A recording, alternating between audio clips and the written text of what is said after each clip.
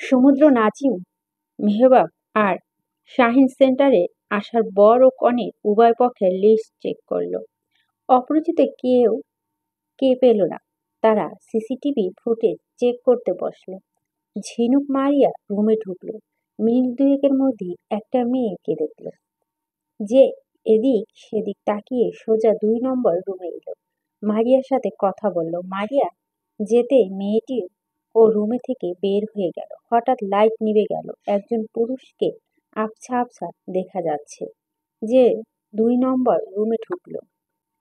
সবাই সব দেখল। কি বিচক্ষণ বুদ্ধিমান চিন্তা ভাবনা! সমুদ্র সহ সবাই সেন্টারের বাইরে চলে গেল। একই গাড়িতে ৪ জন। শাহিন, সবকিছু তোর নিয়ন্ত্রণে থাকার পরও যে ব্যক্তি এত বড় কলিজা, সে কোনো সাধারণ মাপের খেলোয়াড় না। সমুদ্র, আমাদের আরো ভাবতে হবে। এ শুধু ঝিনুকের পিছু নয়, আমাদের পরিবারের পিছনে পড়েছে। সমুদ্র মাথা নাড়িয়ে সায় দিল। এবার রহস্যটা কিছুটা খোলা খোলা লাগছে।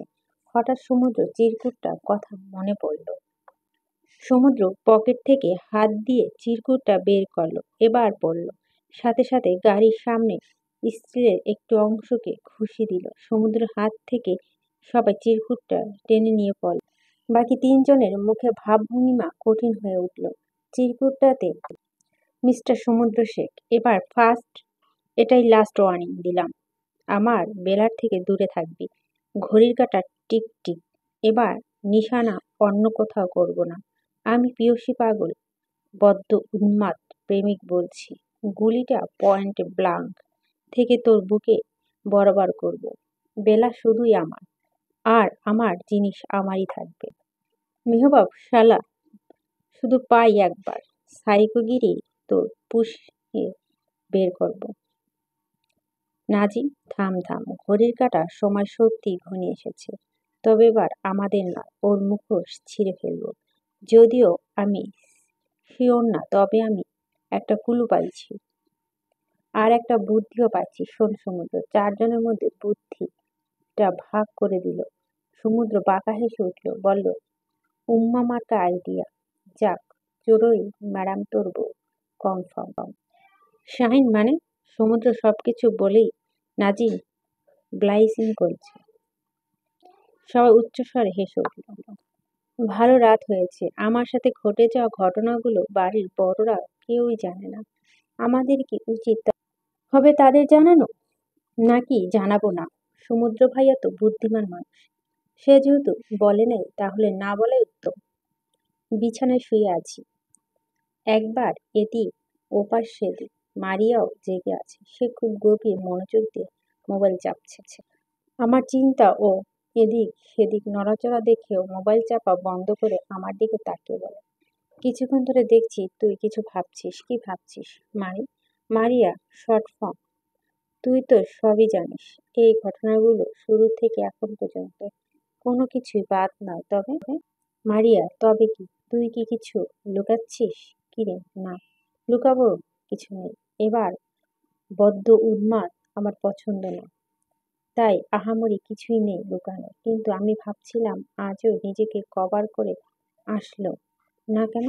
ও আমাকে বেলা বলে ডাকছে কেন? মারিয়া, তুই কি ভাবছিস ওরে দেখলে চিনবি তুই? না, চেহারা দেখি নাই, চিনব কি করে? তবে ও তীব্র পারফিউম ব্যবহার করে। এরকম তীব্র ঝাঁঝওয়ালা পারফিউম ঘ্রাণ আমি একবারই প্রথম অনুভব করেছিলাম। কণ্ঠস্বরটাও কেমন যেন। খুব বেশি বয়স হবে না, হয়তো 25 বা 26-এর উপর নিচ হবে। ও গুনগুনিয়ে একটা গান ধরেছিল। কি যেন গানটা? হ্যাঁ, মনে পড়েছে, বন্ধু তুমি ভালো, বন্ধু তো চাঁদের আলো। মারিয়া, তাহলে তুই কি বলতে চাচ্ছিস, ওই পারফিউম গন্ধ আর এই গানের কণ্ঠস্বর, তুই তাকে চিনতে পারবি? হয়তো, আবার হয়তো না। মারিয়া আর আমি শুয়ে পড়লাম। এটা সেটা ভাবছি, আর দুজনের কথা বলছি। এবার আমাকে আরো শক্ত হতে হবে। আমাকে নরম পেয়ে আমার ঘাড়ে উঠে নাচছে। ও শেষ, আমাকে করতেই হবে। এক পর্যায়ে এগুলো ভাবতে ভাবতে ঘুমিয়ে পড়লাম। সমুদ্র গভীর চিন্তায় আছে। সে নিজের হায়ারের যত লোক, যত কর্মচারী আছে লিস্ট বের করলো। সারাদিন মন্ত্রিপরিষদের কাজ, এখানে সেখানে এটা সেটা নিয়ে ব্যস্ততা। তার উপর যতটুকু সময় পায় তার চড়ুই বউকে দিতে চেষ্টা করে। সেটাতে বাধা হয়ে দাঁড়ায় গিয়েছে একজন। আরে এই দুনিয়ায় কি ওর জন্য মেয়ের অভাব পড়েছিল? আর প্রকৃতি সবসময় কি সমুদ্রের উজাড়ের সময় কাবাবের হাড্ডি ঢুকতে হয়? ধুর, এই যন্ত্রণা আর সহ্য হচ্ছে না। একবার এটা তো আরেকবার ওটা, কুলু মিলেও মিলছে না।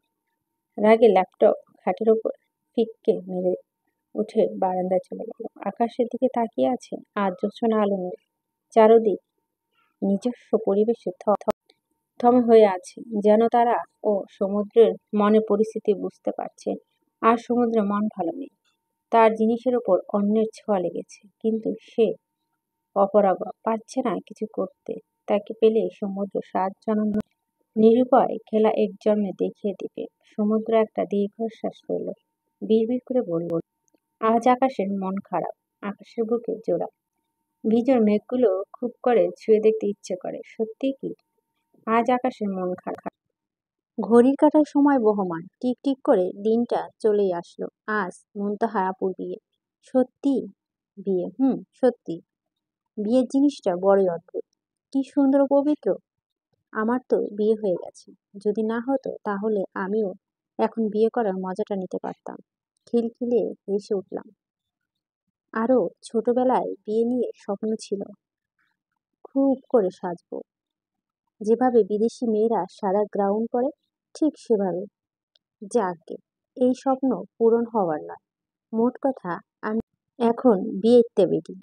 সকাল থেকেই সারা বাড়িতে শোরগোল পড়ে আছে। কেউ এটা করছে, কেউ ওটা করছে। বিয়ের মহল খুবই উত্তাপ। আজ এবারও সকাল থেকে সমুদ্র ভাইয়ার চেহারা দর্শন পেলাম না। মনে হচ্ছে খুবই ব্যস্ত সময় পার করছে। সব ব্যস্ত। ইভেন বিয়ের কনেও নিজেও সাজুগুজুর জন্য ব্যস্ত। মনে হয় একমাত্র আমি আজাইরা পাবলিক, যার ন্যূনতম ব্যস্ততা নেই। যাই হোক, আমি টোটো কোম্পানি ম্যানেজার, সো এটা নিয়ে আমি বিন্দুমাত্র লজ্জা পোষণ করছি না। বিকেলবেলা সবাই সেজে নিজেদের সামনে মাধুর্য নিয়ে, আমি হাতে কাজ করা একটা 3 পিস নিয়ে দাঁড়িয়ে আছি। সবাই সাজগোজ দেখছে। এর মধ্যেই হঠাৎ কেউ দরজায় করাঘাত করত। মেয়েদের দল সাজগোজ ছেড়ে দরজার দিকে তাকালো।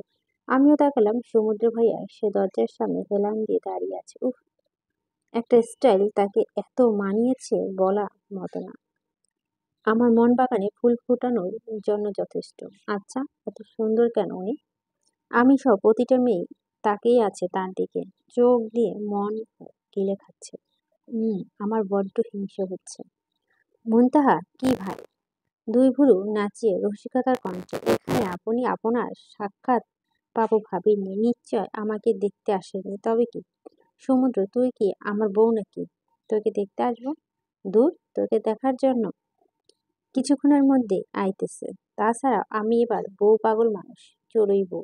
একটু আয় তো। আমার পিছন পিছন সমুদ্র ভাইয়া দরজা থেকে চলে গেল। মেয়েদের মন মনে হয় ভেঙে চুরমার হয়ে গেছে। এদের মধ্যে অনেকেই হয়তো জানে না সমুদ্র ভাইয়া বিবাহিত। খুব হাসি পাচ্ছে আমার। একজন আরেকজনকে মুখের দিকে তাকাচ্ছে। চড়ুই বউ কে সেটা ভাবছে, বলাবলি করছে। আমি চুপচাপ দরজা থেকে বের হয়ে গেলাম। জানি না মেয়েদের মহলটা কি বলাবলি হচ্ছে। আচ্ছা, এভাবে ডাকাতটা খুব দরকার ছিল। হয়তো ছিল।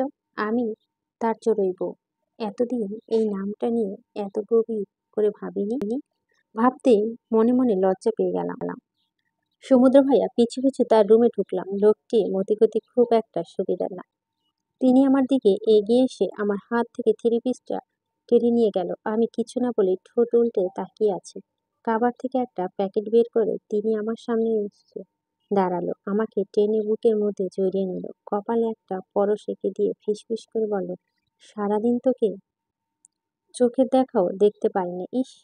বুকটা যন্ত্রণায় ছটফট করছিল বারবার। এখন শান্তি লাগছে। চড়ুই বউ, একটা ঠোঁটে চুমু দে তো, খুব খেতে ইচ্ছে করছে। আমি দ্রুত তার বুকে মুখ লুকালাম। বুকে হালকা ঘুষি মেরে বললাম, শয়তান মার্কা বেটা, এটা বিয়ে মহল। এখন কে যেন এসে পড়ে। নিজের তো সম্মান নেই, আমারটাও রাখবে না। সমুদ্র ভাই আমাকে ছেড়ে দিয়ে হু হু করে হাসতে লাগলো। আমার হাতে প্যাকেটটা দিয়ে বলল, আচ্ছা যা, এখন তো শর্মান কিছুই করব না, তবে বাঁকা হাসি দিলে শোন চড়ুই, আজকে এটা পড়বি, যা দ্রুত গতিতে সেজে ফেল, একটু পরে তো মানুষজন আসবে। আমি কিছু বলার আগে মেহবা ভাইয়া দরজার সামনে থেকে সমুদ্র ভাইকে ডাক দিল। সমুদ্র ভাইয়া সেদিকে গেল। তারা দুজনে কথা বলতে বলতে চলে গেল। এ যা, আমার তো কথা বলাই হলো না। সারাদিন লোকটিকে যা একটু সময় পেলাম, কিন্তু তাও মন ভরে কথা বলতে পারলাম না। ধেৎ, মেহবাব ভাইয়া চুলগুলো ছিঁড়ে চুল শাক করতে ইচ্ছে করছে। এখন ডাক দেওয়ার কি দরকার ছিল? মনের দিকে মন দিয়ে আমি হাতে প্যাকেটটা নিয়ে ধীর ধীর পায়ে থেকে বের হতে মুনতাহা আপু রুমে চলে গেল। মুনতাহা আপু আমাকে দেখে মুচকি এসে হাসছে। বলল, কিরে ভাইয়া, এত তাড়াতাড়ি ছাড়লো তোকে? তোর থ্রি পিস কোথায়? সাজবি কখন? হাতে প্যাকেটটা দেখতেই, হাতে কি এটা? মারিয়া হি হি করে হাসছে। হাত থেকে প্যাকেটটা নিয়ে খুলে লাগলো। এর মধ্যেই আমি ধীর কণ্ঠে বললাম, সমুদ্র ভাইয়া দিয়েছে, এটা পড়তে বলেছে। মাহিয়া প্যাকেটটা খুলেই সবাই হা করে তাকিয়ে আছে ভেতর থাকা গ্রাউন্ডটা দেখে। এর সাথে ম্যাচিং করা সাদা ওড়না সহ অর্নামেন্টসে আছে। আমি ও হা করে তাকিয়ে আছি। এত সুন্দর সাদা গ্রাউন্ড টিভিতে দেখায় না, বারবি প্রিন্সটা পরে ঠিক সেরকম, কিন্তু আমার মনে হচ্ছে এটা তার চেয়েও বেশি সুন্দর। আমি গ্রাউন্ডটা পরে রুমে গেলাম। এবার সবাই গ্রাউন্ড সহ আমার দিকে তাকিয়ে আছে। আমি জোরপূর্বক হাসি দিয়ে বললাম, আমাকে কি ভালো লাগছে না? এভাবে তাকিয়ে আছো কেন তোমরা? মুনতাহা আপু ঝিনুক, রে, আজ তোকে সমুদ্র ভাইয়া দেখে ফিদা হয়ে যাবে, পাগল হয়ে যাবে, পাগল। বিয়ের বউ আমাকে না ভেবে তোকে ভাববে। ইস, দিন দিন তুই এত সুন্দর হচ্ছিস যা বলার বাইরে। যদিও আমি ভারী সাজতে চাই না, লাইট মেকআপে আমার পছন্দ, তবে পার্লারে এক মেয়ে আমাকে এক প্রকার জোর করে সাজিয়ে দিচ্ছে। তাকে নাকি সমুদ্র ভাইয়া আদেশ দিয়েছে আমাকে একটু ভারী মেকআপে সাজালে বলছে। আমি আর কিছু বললাম না। তারা সাজিয়ে দিচ্ছে, এর মধ্যে শোরগোল পড়ে গেল, বরপক্ষ এসেছে। এদিকে আমাকে অর্ধেক সাজানো হয়েছে বড় চাচির ডাকে। বাকিরা মুনতাহা আপুকে নিয়ে চলে গেল। মারিয়া আমার সাথে থেকে গেল। কাল সেন্টারে ওই কাণ্ড হওয়ার পর সমুদ্র সিদ্ধান্ত নিয়েছে বিয়েটা বাড়িতেই হবে। যাই হোক, আমি বিয়ে দেখার মিস করছি। এটা আমাকে কষ্ট দিচ্ছে। আমি পার্লারের মেয়েদের তাড়া দিচ্ছি যেন তাড়াতাড়ি করে। আমি তাদের দ্রুত থেকে দ্রুত সাজাতে বলছি, কিন্তু দিন শেষে তারাও মানুষ, রোবট না। তারা আমার ড্রেসটা থেকে শুরু করে সবকিছু সুন্দর কাভার করে দিল। সাদা ওড়নাটা দিয়ে এমন করে সাজিয়ে দিল, এখন আমার কাছে নিজেকে সত্যি প্রিন্সেস লাগছে। হঠাৎ করে মনে পড়ল, এমন করে তো নিজেকে বিয়ের কনে রূপে দেখার ইচ্ছে ছিল। যদিও আজ আমি বিয়ের কনে না, তবুও আজ সমুদ্র ভাইয়া নিজে অজান্তে আমার একটা শখ পূরণ করে দিল। আয়নায় নিজেকে দেখে নিজের চোখই সরাতে পারি না। ভারী মেকআপে আমাকে এত সুন্দর লাগবে ভাবতেই পারিনি। মাইয়া লাফিয়ে উঠলো, বলল, ঝিনুক রে। ইস, মাশাআল্লাহ, সমুদ্র জিজুর মতো বলতে ইচ্ছে করছে, তোকে টুপ করে খেয়ে ফেলতে ইচ্ছে করছে। আর জিজু শেষ, শেষ, থু থু করে যেন নজর না লাগে। পার্লারের এক মেয়ে বলে উঠল, মেয়ে, মাশাআল্লাহ, আমি আমার জীবনে এত সুন্দর কাউকে কখনো সাজাই নাই। যদিও আপনি ন্যাচারালি সুন্দর, তারপরও সাজলে যে কেউ কি সত্যি কারো রাজকন্যা লাগে? আপনাকে না দেখলে কেউ বিশ্বাসই করতে পারবে না। আসলে এমপি সাহেব ভাগ্যবান, শাদি কি সে দেওয়ানা করেছে? বাকি পার্লারের মেয়েরাও খিলখিলে হেসে উঠল। আমি খুবই লজ্জা পেলাম। অবশেষে আমি মারিয়া নিচে যাওয়ার জন্য পা বাড়ালাম। ড্রয়িং রুমে সুন্দর করে একটা স্টেজ সাজানো হয়েছে। যেহেতু আমাদের বাড়ির ড্রয়িং রুমটা বেশ বড়, তাই মেহমানদের সমস্যা হচ্ছে না। সমুদ্র ভাইয়া নিজ হাতে ডেকোরেশন করেছে। কি করে হয়? আমি আর মারিয়া নিচে নামছি। মারিয়াও গ্রাউন্ড পড়েছে, তাকেও খুব সুন্দর লাগছে। সিঁড়ি দিয়ে নামে সবাই আমাদের দিকে তাকিয়ে আছে। এতক্ষণ খুশি খুশি থাকলো, এবার আমি একটু অপ্রস্তুত হয়ে পড়লাম, তবুও নিজেকে সামলে নিলাম। বিয়েতে কত মানুষ আমার থেকেও বেশি সেজেছে, আমি হালকা সাজলে কি? এর মধ্যেই আলভি বাড়াটাকে দিয়ে আপু আমার দিকে এগিয়ে এলো, হাসি মুখে বলল, ছিনু বোন আমার। না না, থুক্কু ভাবি আমার। তোকে তো তাকে বলতে না দিয়েই বড় চাচি, সমুদ্র ভাইয়া, মামা মামি সহ আরো বড়রা এগিয়ে এলো। সবাই আমার প্রশংসা করল। যার জন্য সেজেছি তাকে খুঁজে পাচ্ছি না। কোথায় গেল উনি? এতক্ষণ বসে বসে কারবার দেখছিলাম। বরপক্ষ কত আবদার, যদিও আলহামদুলিল্লাহ আমার মেটাতে পেরেছি। মুনতাহা আপু ব্লিচিং করছে, তাকে খুব সুন্দর লাগছে। বিয়ের দিন আল্লাহর পক্ষ থেকে নাকি মেয়েদের চেহারা এক প্রকার সৌন্দর্য ফুটে ওঠে। আমার চোখে মুনতাহা আপুকে অপূর্ব সুন্দরী লাগছে। তার হবু বর কিছুক্ষণ পর পরই আর চোখে তাকাচ্ছে। অনেকক্ষণ বসেছিলাম, আর ভালো লাগছে না। এবার একটু উঠে দাঁড়ালাম। সমুদ্র ভাইয়াকে খুঁজতে হবে। এই সাইড থেকে অন্য সাইডে যেতে পরিচিত কিছু আভাস পেয়ে দাঁড়িয়ে গেলাম। সেই কড়া পারফিউম, তীব্র ঝাঁজ, হুট করে সাইকো অসভ্য লোকটার কথা মনে পড়ে গেল। আশেপাশে তাকালাম, অনেকেই দাঁড়িয়ে আছে, আমাদের বয়সের ছেলে মেয়েও, বড়রাও। হঠাৎ নজর কাড়ল একজন সুদর্শন যুবক, যাকে দেখে আমি মুগ্ধ চোখে তাকিয়ে রইলাম। হাইটে অনেকটা লম্বা, চুলগুলো এলোমেলো কোঁকড়ানো। এই এলোমেলো কোঁকড়ানো চুলগুলো ওই যুবকের সৌন্দর্য আরো বাড়িয়ে দিল। খুব বেশি ফর্সা নয়, শ্যামলা কালো, মুখে চাপা চাপা দাড়ি, সাদা শার্টের হাতা ফোল্ডিং করা। যে কেউ দেখলেই 2-1 মিনিট তাকিয়ে থাকবে। এক কথা রূপকথা রাজকুমার। প্রতিটা মেয়ে নিজের কল্পনার জগতে স্বপ্নের পুরুষে একদম প্রতিচ্ছবি আঁকে। আমি এখানে সমুদ্র ভাইয়াকে খুঁজে এসে এই ছেলের দিকে তাকিয়ে আছি। ছেলেরা মায়াময় হয়, তবে এতটা জানতাম না। হঠাৎ করে ছেলেটা আমার দিকে তাকালো। হালকা উজ্জ্বল বাদামি রঙের চোখের মণি।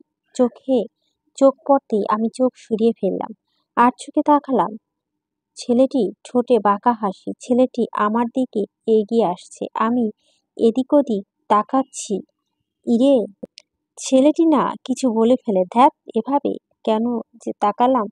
যাই হোক, বাড়ি আমার। কিছু বললে আমিও ছাড়ব না। হুম। আমার ধারণা উল্টে গেল।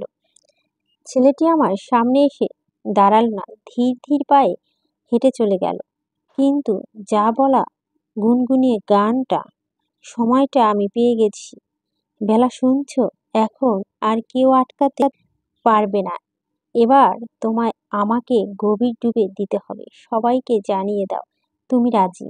কেউ আর আমাদের মাঝে আসবে না। এই কণ্ঠস্বর, প্রথম লাইন, চেনা পারফিউমের তীব্র ঝাঁজ আমার বুকের গভীরে হৃদয়স্পন্দ বাড়িয়ে দিল। সাইকোটা, এই ছেলেটি কি সেই সাইকো? না না, কি ভাবছি আমি? গ্রাউন্ডটা হালকা আলতো করে দৌড়ে ছেলেটির দিকে এগিয়ে গেলাম। এবার সামনে গিয়ে দাঁড়ালাম। আমাদের মাঝে 2-3 হাত দূরত্ব। ভেবেছিলাম ছেলেটি চমকে যাবে, কিন্তু না, সে চমকে উঠল না। তার মুখে ভাবভঙ্গিমা এমন আহামরি কোনো পার্থক্য পেলাম না, যেন এমনটা ঘটবে সে জানত। ছেলেটি আমার দিকে তাকালো। কি সুন্দর চোখ! চোখ অদ্ভুত মায়া, যে কোনো নারীকেই সে মায়ায় ফেলতে সক্ষম। আমি চোখ দেখে তাকিয়ে আছি। এত গভীর, নেশালো, মায়াময় চোখ। আমার তাকানোর মধ্যেই বলল, মিস, সামনে এসে দাঁড়িয়েছেন কেন? কিছু বলবেন? বললেন না ক্রাশ খেয়েছেন, প্রেম করবেন? এই ডায়লগগুলো আমি রোজ শুনি, তাই বেটা বলে কি? শুনছি সুন্দর ছেলেরা পাগল হয়। এ তো দেখি মাথায় 32 তার ছিঁড়ে পাবনা থেকে বের হওয়া 1 নাম্বার পাগল। আমি কথাটা শুনে তেলে বেগুনে জ্বলে উঠলাম। ভুরু কুঁচকে বললাম, খাইয়ে আর কাজ নাই, আপনার মতো মাথা মোটা পাগলের প্রেমে পড়বো, ক্রাশ খাবো? নিজেকে ভাবেন কি শিম্পাঞ্জেবি? লাস্টের কথাটা একটু আস্তেই বললাম। ছেলেটি হো হো করে হেসে বলল অনেক কিছুই, সময় হলে কথা পাল্টিয়ে। তা আপনি আমার সামনে এসে দাঁড়িয়েছেন, আমি কিন্তু আপনার সামনে দাঁড়াই নাই। মতলব কি? তাহলে 2-2 4 ভাবতে পারি? হো হো করে ভেংচি কাটলাম। বললাম, 2-2 4 ভাবতে পারি। 2-2 5 হয়। 4 ভাবা বদ্ধ উদ্দাম পাগল। যাকগে, আপনি কি গানটা গাচ্ছিলেন? বলেন তো আবার। ছেলেটি মুচকি হাসল। কেন যেন মনে হলো এই হাসির ভিতরে অনেক রহস্য আছে। বলল, বেলা, বোসের গান। ও আচ্ছা বেলা, আমি চিন্তা পড়ে গেলাম। ভাবছি কিন্তু কিছুই মিলছে না। জটিল অঙ্কের হিসাব। ছেলেটিকে কিছু বলবো তার আগে পিছন থেকে একটা কণ্ঠস্বর ভেসলে তাকিয়ে দেখি ছেলেটি নেই। তার পিছনে সমুদ্র ভাইয়া দাঁড়িয়ে আছে। সমুদ্র ভাইয়া আমার দিকে মুগ্ধতার দিকে তাকিয়ে আছে। আমার দিকে এগিয়ে এলো।